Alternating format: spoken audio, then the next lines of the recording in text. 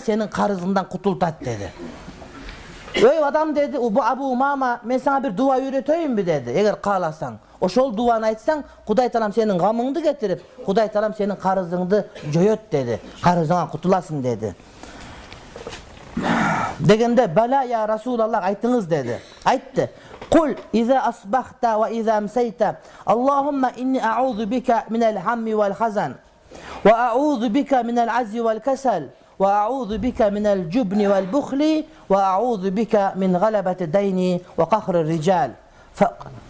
Sen dedi, erten menen cana geçinde bul duan ayt dedi.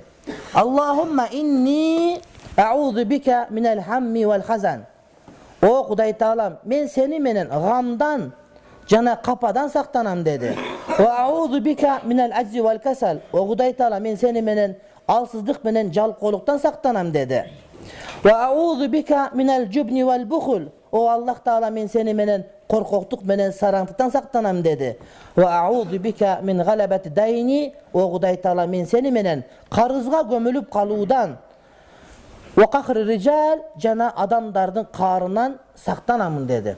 Uşul duanı ertemene geçinde ayt dedi. Uşul duanı ertemene geçinde ayt dedi. Allahumma inni a'udhu bika minel hammi vel hazan, ve a'udhu bika minel aczi vel kesel, ve a'udhu bika minel cubni vel bukhli, ve a'udhu bika min galabeti dayni ve kahri rical. Kale fefaaltu zalika. O şunday kıldım deyip. Feazhaballahu azze ve celle hammi ve qaza anni dayni. O şunday duan aytkanından keyin Kuday Taala menin başımda gamdı getirdi. O şunday öyle Kuday Taala menin karızımdan kutkardı deyip.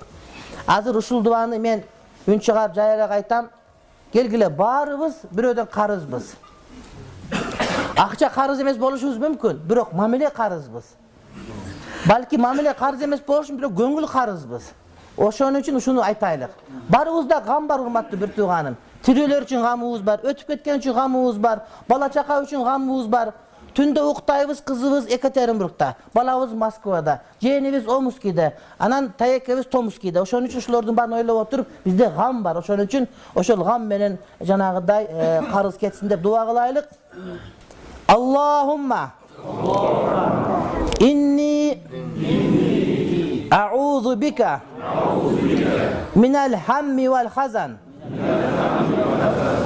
ve a'udhu bika minel aczi vel kesel,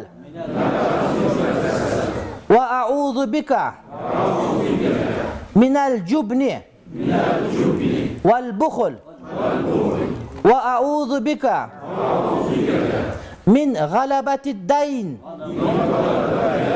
ve kahri rical. Kuday Taalam barыбызды arganda jamalıkta saktagan bolsun.